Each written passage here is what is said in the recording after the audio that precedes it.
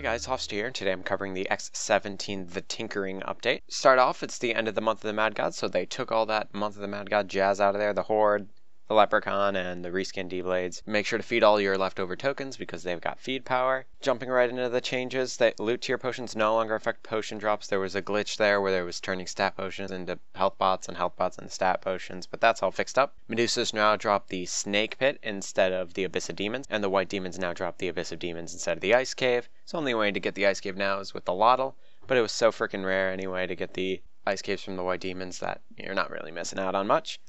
They fixed some descriptions with Unbound Rings, and the Curse no longer changes the enemy's color from a Mystic ability. And now with the Quality of Life, they added a few particle options to disable to help improve frame rate.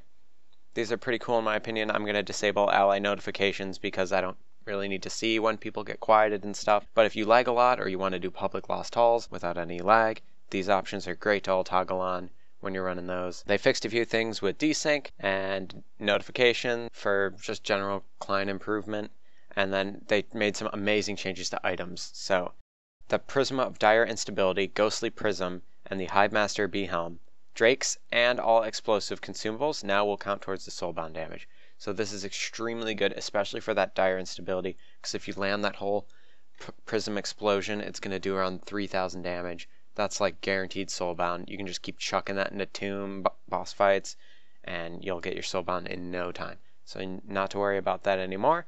Gravel no longer ignores invincibility and has a better description. Orange Drake Eggs and Blue Drake Eggs can only now stasis and paralyze things that can actually be stasis and paralyzed. So no more trolling at Stone Guardians and Janus and all of that. Sorry about that, trolls. Pet food no longer implies you can equip it, and there were a few redundant fixes to information and all that stuff. There are also a few fixes regarding cloaked rogues and not being affected by things, and corrupted armors, which are the things that spawn a bunch of little guys in the mountain temple, now spawn with their own tile like the crystal so that they can't get stuck in walls and stuff. They did some awesome changes to the Lost Hall, including Insting Marble Colossus now spawns the Void, and insta-killing Cultist does not break the fight, and the Marble Colossus lasers will no longer have desync, so you don't have to worry about dying randomly to invisible shots there. And then they fixed a few issues with aesthetics. Now jumping into the very exciting part that you probably all already noticed, the Tinker. He is back, and there's a new UI and a bunch of quests and a bunch of awesome improvements to the general daily quest system. They added 5 daily refreshing quests, and they're all randomized, so you won't get the same as your friend.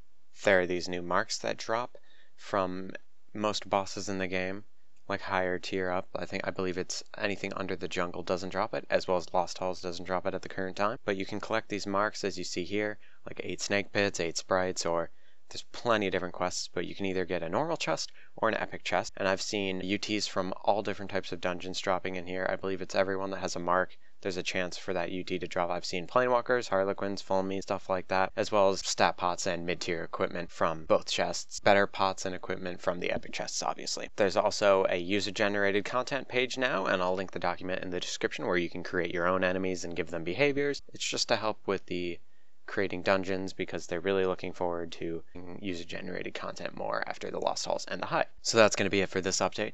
Thank you so much for watching, and I'll see you in the next one.